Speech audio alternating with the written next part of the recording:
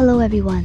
Today we are going to talk about content provided by the Buddhist Practice Association of Australia. We are here to explore a core question that virtually everyone encounters in their life.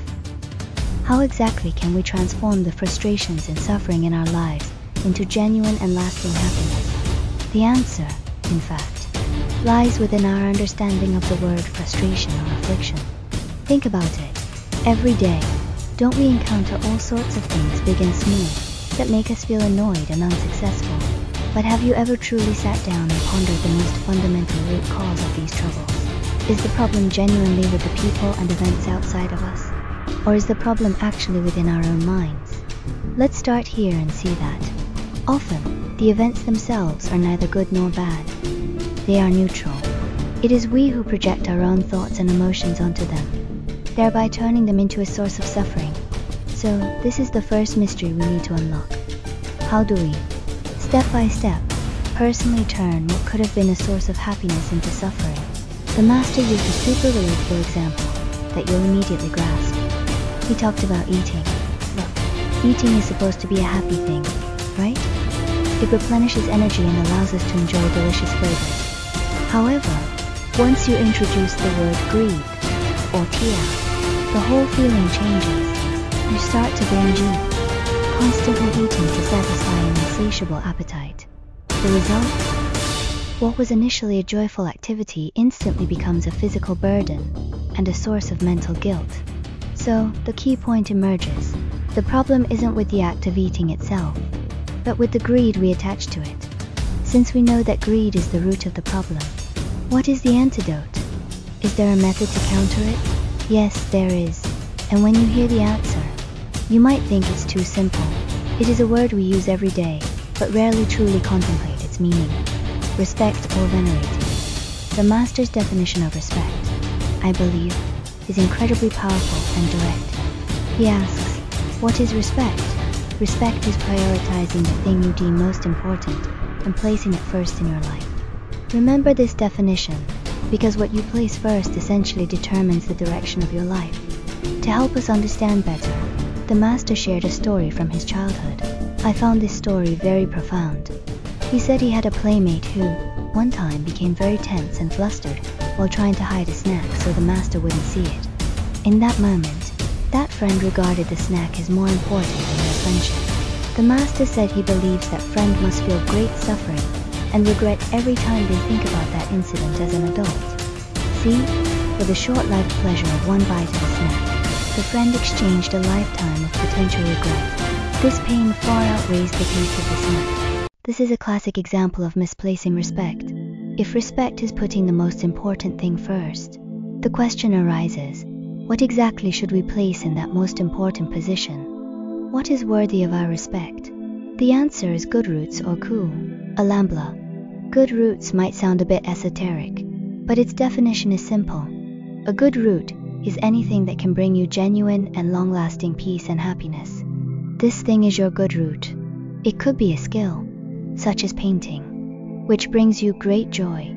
It could also be a virtue, like kindness or honesty. The only essential point is, can it make you feel a calm and steady happiness deep within your heart? So, you see, this becomes a choice, doesn't it?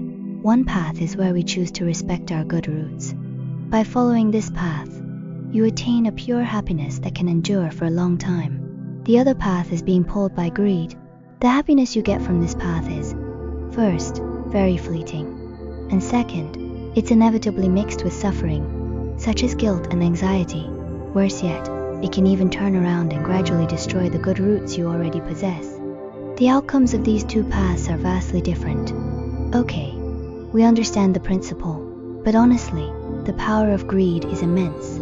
How do we deal with it? Buddhism offers a method that sounds counterintuitive but is extremely effective. This method is called giving, or DNA. The way this method of giving works is, I think, super cool. You can imagine it as a water filter.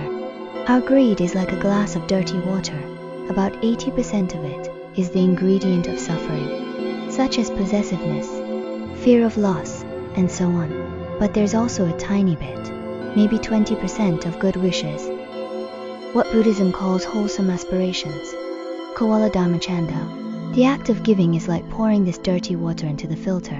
What it does is not throwing the whole glass of water away. It's not about eliminating desire, but rather filtering out 90% of the dirt, all the components of suffering. What remains in the end is the purest, most beautiful 10%. That genuine, wholesome aspirations. That's why the Master says, look, a truly wise person doesn't need to be greedy. By using the method of giving, they ironically receive everything. Moreover, what they receive is clean. It has no impurities of suffering. This is a more sophisticated and clever way of attaining things. Alright, we generally understand the principles. The next and most crucial part is, what exactly should I do in my daily life to cultivate these good roots? Don't worry. The Master gave us a very clear blueprint, which essentially consists of 2 steps. Seeking paryeki. What is seeking? The meaning is simple. For the good roots you don't yet possess or don't know about, you must proactively and sincerely ask and search for them. It's like wanting to learn how to cook a dish. You can't just mess around in the kitchen on your own, right? You would look for a recipe or directly ask someone who knows how to cook. This proactive act of asking and learning is seeking. Acquisition, uptake, sagraha. Once you have the method and knowledge through seeking, is that enough? Not yet. Next, you must completely absorb what you have learned, making it a part of yourself. This is called acquisition. It's like someone giving you an excellent seed. You can't just hold it in your hand and look at it. You must plant it in the soil of your mind, water it, and fertilize it, allowing it to truly grow. This process is acquisition. So let's connect the whole process. Everything begins with respect. You must first feel that a certain good root, for example, patience is very important. You respect it highly. Because you respect it, you will proactively engage in seeking, asking, and learning how to achieve patience. After learning the method, you must start practicing acquisition, allowing it to become a part of you. As this good root slowly grows within your heart, your peace, happiness, and wisdom will naturally grow alongside it. This is a wonderful positive cycle.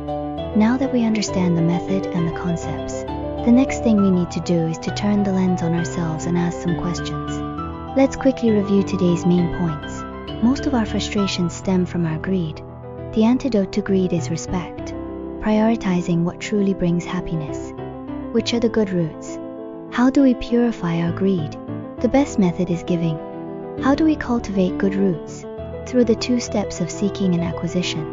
The entire logic is very clear, isn't it? In conclusion to today's content, I want to leave you with a question to ponder. In your life, in the daily allocation of your time, energy, and emotions, where do you actually place the thing you respect? The thing you consider most important? Have you truly placed it as your number 1 priority? Take some time to honestly ask yourself, because the answer to this question might be the key to finding your genuine joy.